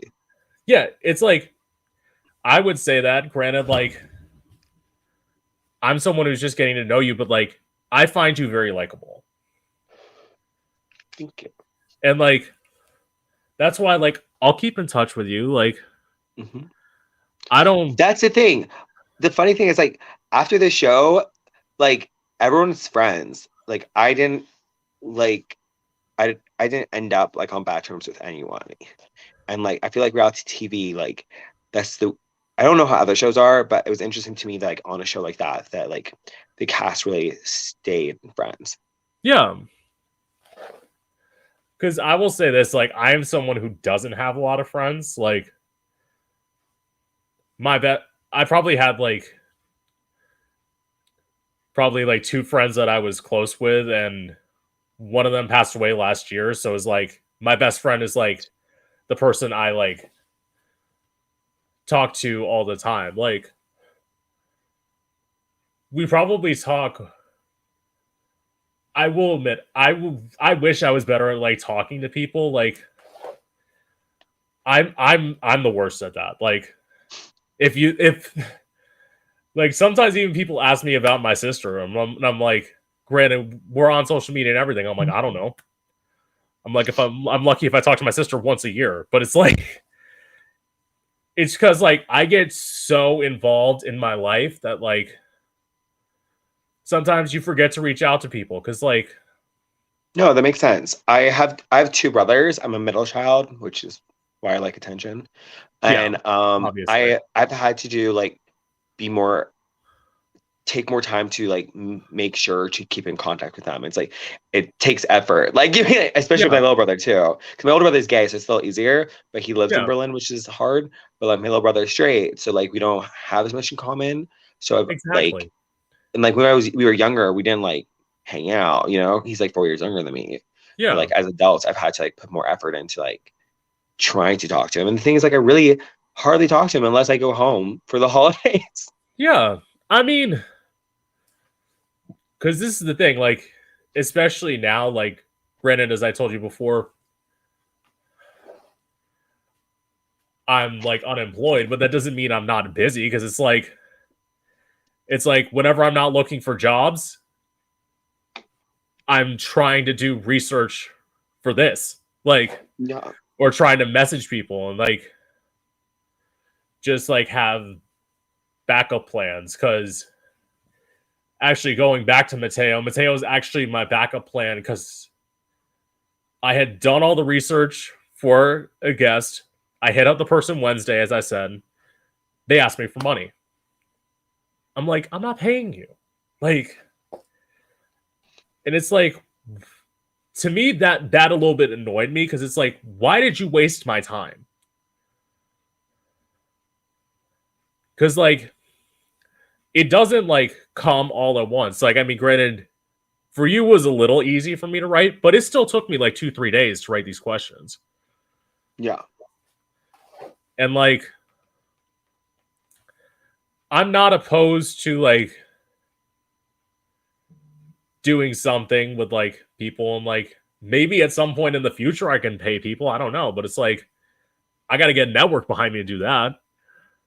Yeah. Like, I'm not on Mom Podcast. I'm not on like I'm not on iHeartRadio or anything like that. Like, as I said, I do everything myself. You're doing the grind and you're are working your way up. Like that's a full-time job doing all that.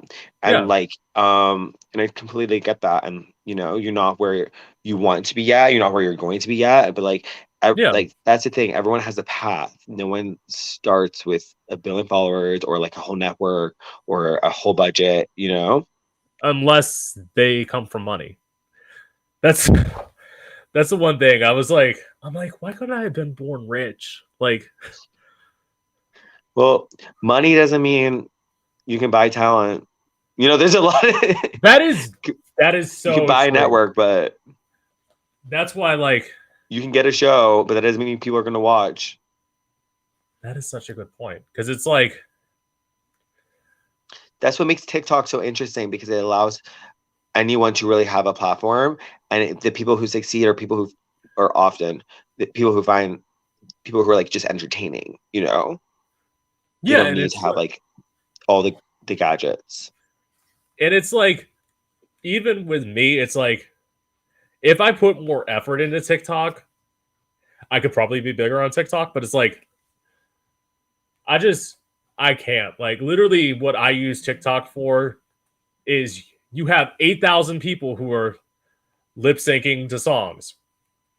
I did that. Those are some of my biggest videos on TikTok, but it's like, I'd rather post like clips of performances, clips of interviews like this. Like, I'll, at some point, I don't know how like it'll work out, but probably within the next few days, I'll like take 2 clips from this interview and like put it on TikTok and then like post that to Instagram. Tag Like, me. yeah, Phoenix Lady Rising. yeah. I have cute TikToks. You I need to follow work on me. my TikTok too. TikTok's a Yeah, lot of work. yeah, you follow me, girl. Like you're gonna get. Oh, I know. That was less for you and more for Oh, the that's viewer. for them. Okay. Yeah.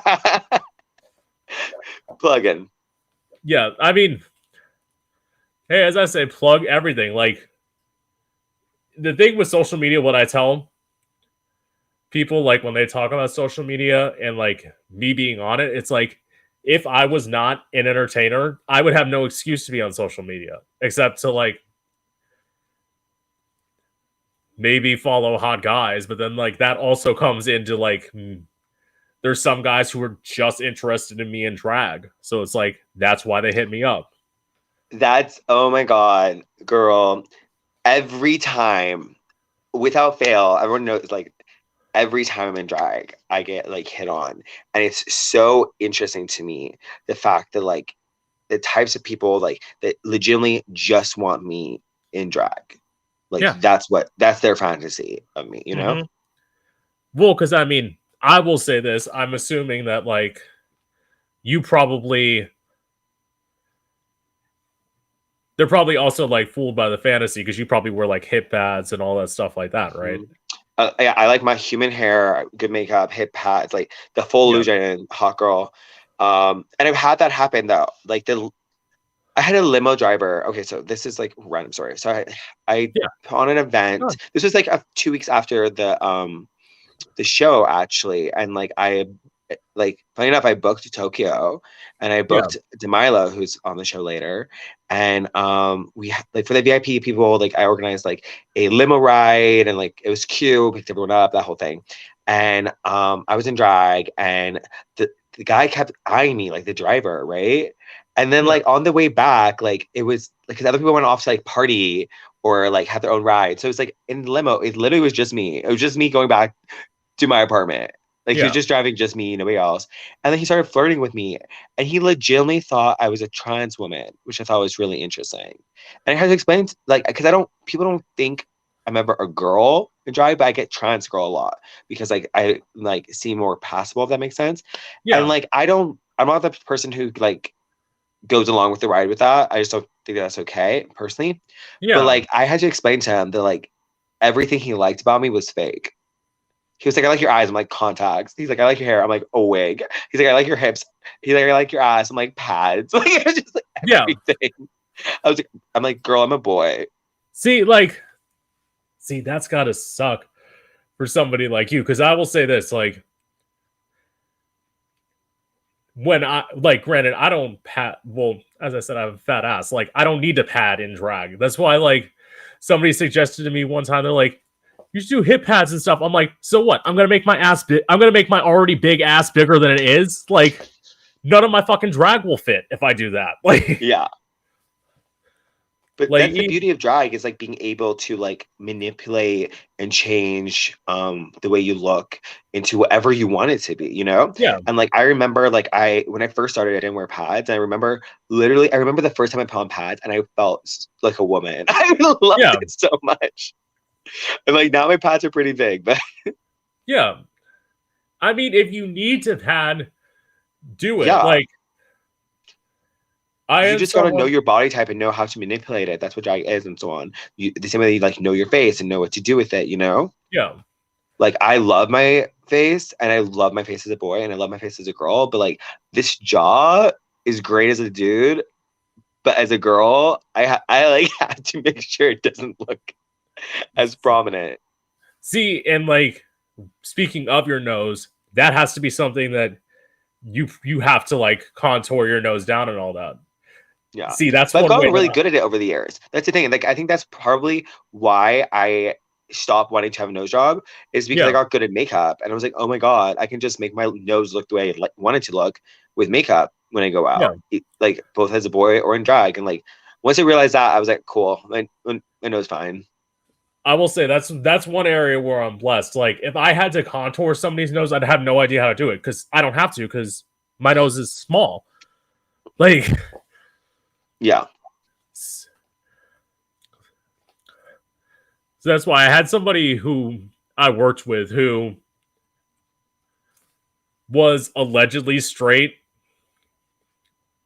he could never make up his mind. He would talk about all these girls and then he'd be attracted to me at the same time. I'm like, bitch, it's like, make up your fucking mind. It's like, are you bi? Are you gay? Or like, but anyway, he's like, I'd love to do a number with you. And I'm like, I literally told him, I'm like, I would not know how to put you in drag.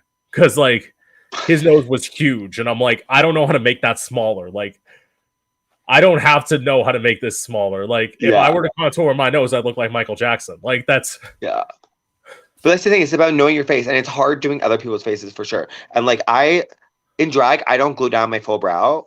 I only glue down half of it because I literally have a 3-finger forehead. My forehead's actually really small. So if I was to like put my eyebrows up, yeah, they would look crazy.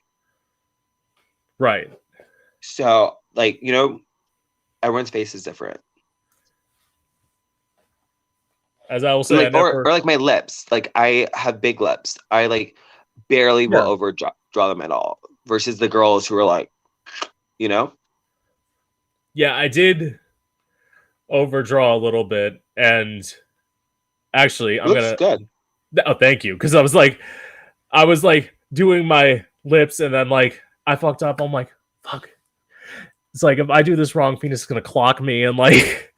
What I will tell you, what I learned, because I didn't know how to overdraw my lips for like the longest time, because I just never did. And then my drag sister, the same one who just got her lips done, the one in Sean Walsh, the one in New York, Porcelain Diamond. She taught me like what you do. Is there a pen around here? I'm like looking. Anyways, ooh, there's a key. I'll show you with the key really quick. So what you do, you see your lips, and when you take the lip liner and you make a mark here, here, here, here, here, here, slay out, and then you just connect the dots. See, lip liner would be something I'd have to buy because I don't have lip liner. Like, girl, go to Target, go to NYX, get NYX. It's cheap, it's good. Because I will say this, like. Next, I'll think about that because, like, other than my lips, everything else I do is Elf. Like, Elf is good. Yeah, and my sister told me about that when she saw me because, like, this is why I honestly went back like into my old photos on Instagram and like I deleted them because like I got accused of doing whiteface because like I was doing makeup that was way too light for my face. Happens. And it's like. And she's like, don't you watch people? I'm like, here's the thing. Like, I try and watch beauty tutorials, but it's like,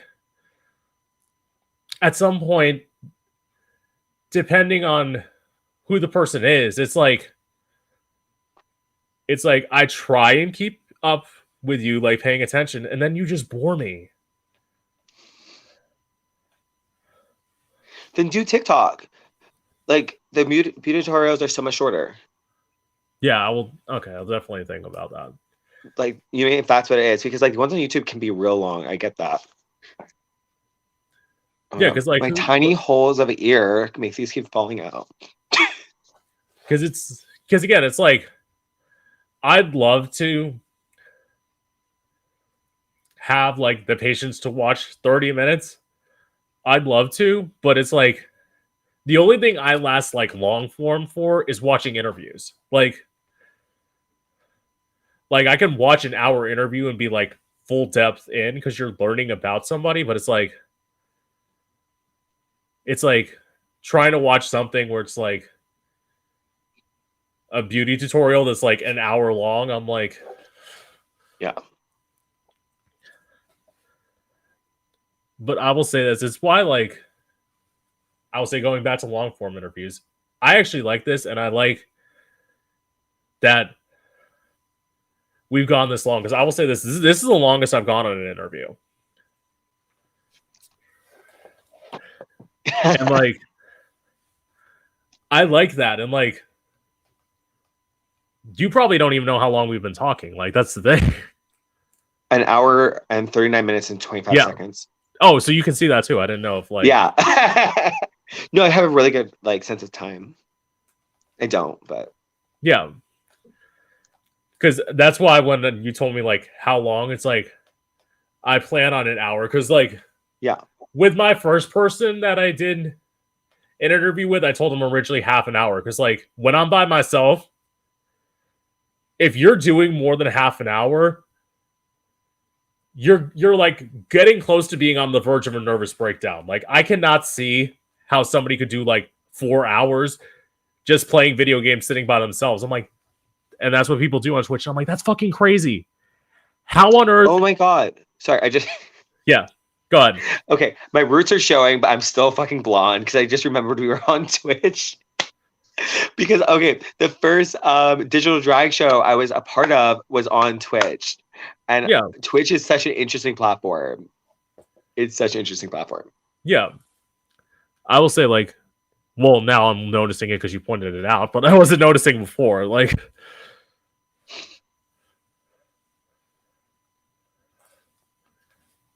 but I mean, that's honestly, I will say like, I'd like this. Who knows? Like, even talking to you like for an hour and 40 minutes, like, I'm not opposed to having you back on again. Like, once I have a lot of thoughts about a lot of things. That's probably why people honestly think I'm a bitch because I'm a very opinionated person. I will Girl, talk about them. let me put it this way. And this is the thing that like shocks people. You want to know what this is my podcast? You want to know what the title of my like political Twitch show is? It's called The Opinionated Bitch. That's literally the name of my show. I love And that. it's like I usually do it on Tuesday. I didn't plan a topic because obviously I knew I was going to be talking to you. But it's like last week I did one on immigration, and it's like I'm a little bit like calmer on this podcast where like as in on my Twitch show, I sit here, I get my facts, I say whatever facts I need to, and then I go off about a topic and a lot of times it's me attacking Republicans. Like that's attacking Republicans and attacking establishment Democrats because I will say like I can't stand watching corporate news. I don't know where if like if you're a news person or not. Like No. no. No. That believe me, I will say this, like if I wasn't like watching a news network where I thought I was getting the news honestly, I wouldn't be either. Like but it's like just to see, I will admit there was a time where like I did like block out news during the Trump administration because like I just knew that like shit was bad. And it's like I'd rather be ignorant about this shit, knowing that it's bad, than like have to sit there and constantly like see Donald Trump. That's why like I was watching like CNN. I was like unfortunately in the same room where CNN was on, and I like saw it, and it was like a year into Joe Biden's presidency, and they were still blaming Donald Trump. I'm like, girl, get a new talking point. Like, It's all so fucked. but I will say I have to watch it because, like, as I say, as one of those people who didn't go to college, it's like maybe like watching the news will like keep me from like getting It's Alzheimer, important dementia, to brain. be aware of what's going on in the world around you. Yeah, It is. because I know stuff like when I see stuff coming out of Florida, I'm like, well, not a surprise. That's why when I saw like one of the gay people I follow on YouTube, he was doing a video like he's like, I moved to Florida. I'm thinking, why? Like you moved here from LA, like you're getting into this. I'm trying to get out of this, like because I know it's fucked here. Like It's cheaper. That's why he probably moved. California is so expensive. yeah, but like I agree with that. Like I will say like in terms of like places to live other than Florida, like obviously that's probably why I want to move to Atlanta because it's like I've never been to Atlanta, but I've only heard great things. it's so pretty. Like that's probably the one reason why I want to go to Atlanta because it's like Florida has no seasons. Like, Yeah. I was like so grateful. I woke up. I wake up crazy early. Like, I woke up at like 4 o'clock this morning and like went out power You know what walking. And time I then, went like, to sleep? I went to you sleep at probably 5 went to a.m. sleep at 4 o'clock, right? I went to sleep at 5 a.m. I got home at like 3. I But was I just on mean, TikTok scrolling. but that's the thing, and it's like, I get that. Like, I'm a night owl for sure. and the thing was, I used to go out when I lived in Orlando too, and used to be Yeah. out at night. But it's like, now that I'm in a small town, it's like, I'd rather like get up at 4 a.m. like Get go your out day at going. yeah. It's well, it's also that, and it's partially because like my dad has a psycho dog that's like ever like she's being calm now because he's not here, but like she's attacked me like multiple times, like just Oh, I could never. I lived my old place. The landlords had 2 pit bulls and they attacked me twice, and it was so traumatic. yeah, and it's like But the it's place was so cute. yeah, yeah, she is a cute dog, like, and it's like especially now. Oh, Phoenix rejoined.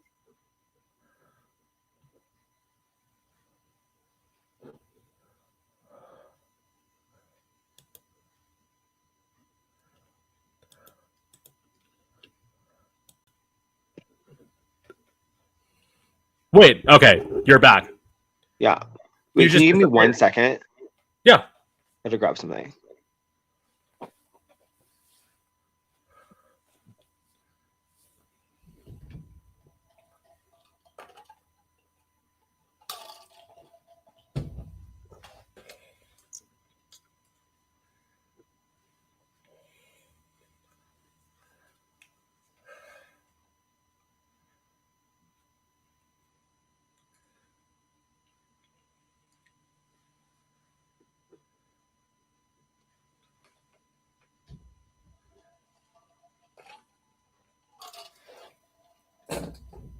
Oh shit.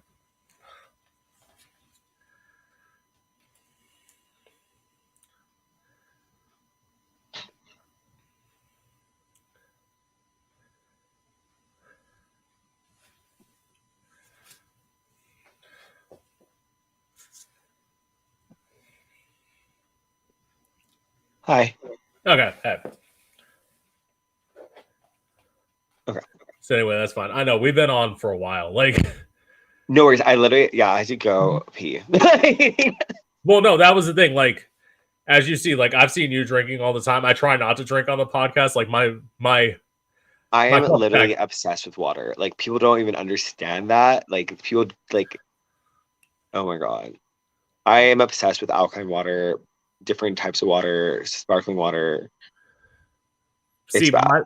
I my chug thing. water in the middle of the night. Like I drink water all the time, which is good for your skin. I should drink more water. What I do is green tea because like I'm just obsessed with diet green tea because it's like for me it's like everything I do involves my voice and I want to lose it. Like That makes sense. Tea is great. Green tea is great. Yeah. I'm a liquids person. Like I'm from Seattle, so I love coffee. I love tea. I Yeah. love water. But See, not really a soda girl, but well, my I do fridge is like like 90% just drinks. I do one a day. I do like one like Coke, Pepsi, Zero, whatever in the morning I because drink a lot of energy drinks. I I will need say some that. form of caffeine, like especially because like getting up so early, like as I said, like I've been up since as I said 4 a.m. and like I literally am going over to my friends with benefits house at 10:30. So it's like I'm having to go like way past usually when I go to bed. So it's like Yeah. Actually, funny enough, on the show, fun little story. When I got there, the in the fridge they had Red Bulls, and I threw Yeah. like a little fit because they didn't have the type I like. You're probably sugar-free Red Bull, right? No, they had. I like the colored ones, the like different fruity flavored. And Oh. at the time when we shot it, it was during the summer. It was like actually like late August, and Yeah. they had a summer edition Red Bull that was strawberry apricot, and I was like obsessed with it. And I literally had to like DoorDash it to set because I wanted it so bad.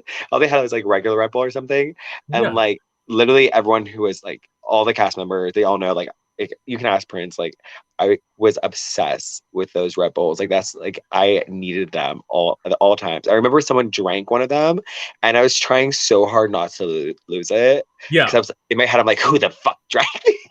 Yeah. I mean, like, well, wait. Actually, that's another thing you just said that I was shocked about. They let you keep your phone. I don't know if I was allowed to say that.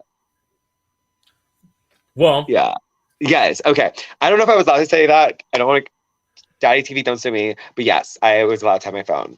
There was a like I wasn't allowed to have it during scenes and things like that. But we did have them. We like what we could do on them was like slightly limited. Like like we weren't allowed to like stay where we were or like take Yeah. pictures or like post stuff. Well, that stuff makes sense. Like, Yeah. I was just saying that because, again, your favorite drag queen famously got eliminated from RuPaul's Drag Race because she broke the rules. Yeah. And exactly. But yeah, that was not me breaking the rules. But yeah. But yeah, it was like nice because I could keep up with people, and some people didn't know where I was, so it was easy to just keep the a ruse, I guess. And here's the thing, like this thing about you saying something you just said, believe me, on this podcast, if my sister ever like watches the last 2 episodes, she's gonna be so mad at me because I said just like I was talking with artists and talking with her about how she misunderstood what I did, and I said my truth. Like, it's like I don't know if she didn't want me to reveal it or not, but it's like, fuck it, I'm already behind the microphone. You can't stop me. I already did it. The thing too is like I think it's empowering and so on. And like there's so many people out there right now who are like making a difference in that community. And I've seen that for sure. And I've met a lot of people who are doing a lot. So it's like, I don't know, be proud. I mean, I can't say anything really, but like be proud of the community you're in, Yeah. It makes you a beautiful individual. Right. I have no shame in anything. The only things I have shame about are like when I see like watching old like videos of me doing music stuff before I was in drag. Because I was like, as they call it, like desperately seeking attention. So I was doing stuff that I knew was shocking. Like, for shock value. Yeah. Because I wanted people to pay attention to me. That was one of the things my sister said. She's like, "Oh, you're just doing drag for the attention." I'm thinking like, it's not just for the attention, but it's like, duh. All music, like, newsflash, you probably know this. I'm telling this to the viewers out there. All entertainers want people to pay attention to them. Some of us are just better at getting people's attention. And that's why I'm here. I'm pretty good at getting attention. Yeah. And it's like, the thing is, in order to get your message out, sometimes you have to get people's attention. Yeah. Like, I wasn't able to, like, if I didn't dress up in drag, I wouldn't be able to, like, get people to understand about how angry I was as a person. Because I will say, this is why I'm glad I'm not songwriting now, because I only write in like 3 modes. One of them's sadness, one of them's anger, and one of them's like slutty, hoary-ish. Like those are the 3 modes that I can write in. Like, when I hear people like write happy songs, I'm like, how the fuck do you do that? Like, I can't.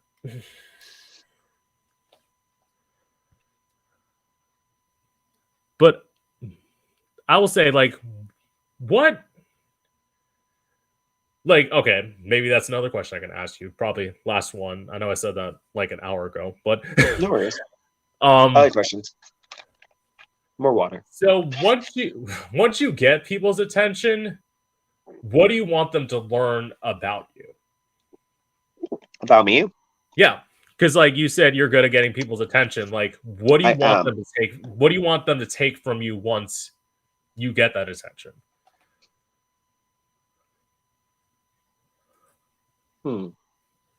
I think I want people to understand that people can be more multifaceted. I think I want people to um I want to help people, you know what I mean?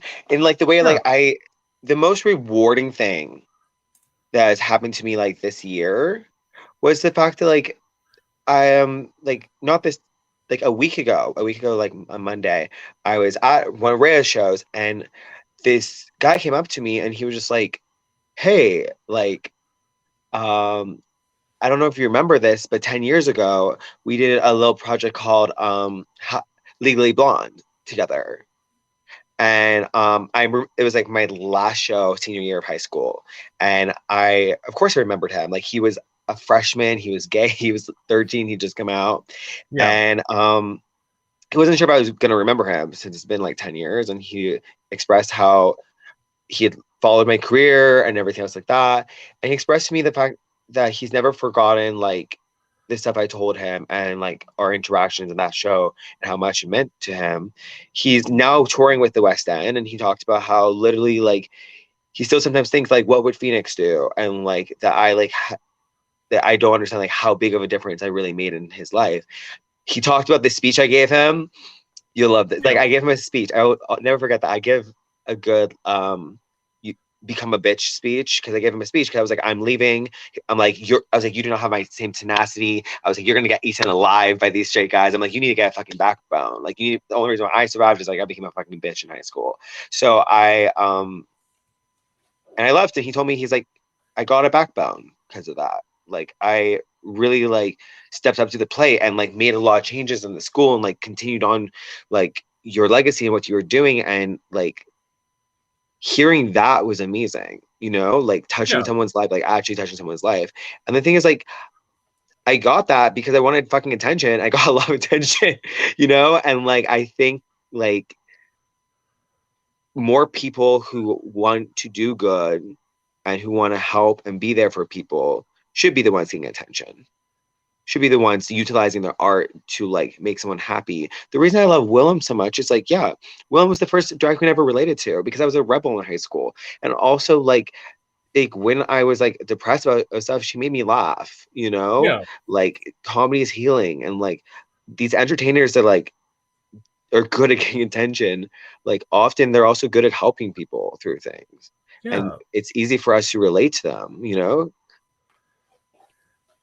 I mean, I get that. Like, I will say this. I recently, it was just like that thing about you, like getting a chance to like mentor somebody. I had one of my followers like reach out to me who's also a performer and is like asking me stuff about what it's like to be out there.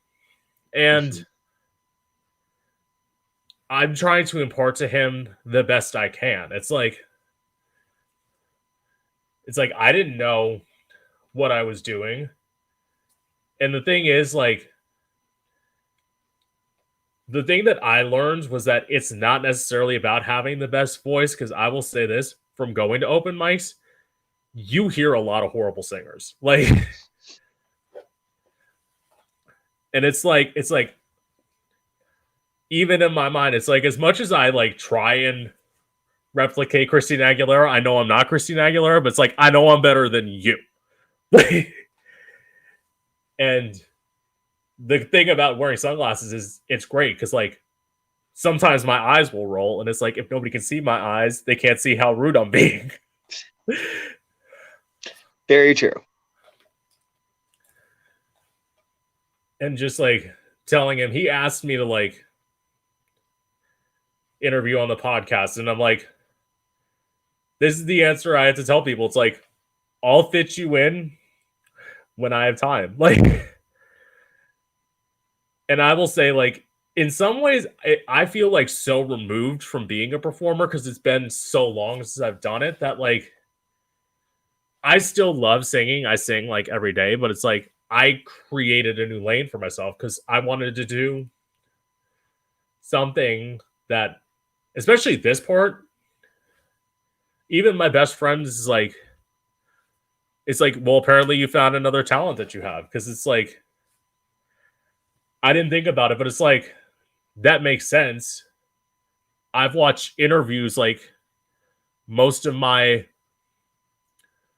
adult life, imagining I was the person being interviewed, because I used to do like, as crazy as it sounds, I would do like mock interviews when like nobody was home and just like talking to myself, which I know sounds a little crazy. And No, it doesn't. Makes sense. but it's like, I wanted to, and like, probably what I wanted to do with you, I don't know. I wanted to ask you some questions that, like, obviously you probably have been asked before, but I also probably wanted to ask you some questions that people have never asked you before. I don't know if I've done that, but that's what I tried to do. I think you did a good job. Thank you. And yeah, I've gone through all my questions. It's 7 o'clock. So, shit. I will say, unfortunately, I've loved talking to you. I'm going to end the podcast, probably just like close it, like de-drag for you, and then like just maybe talk for a little bit after. Okay. And with that being said, this is Gay Out the City. I'm your host, Prince Electro Diamond. I hope you've enjoyed.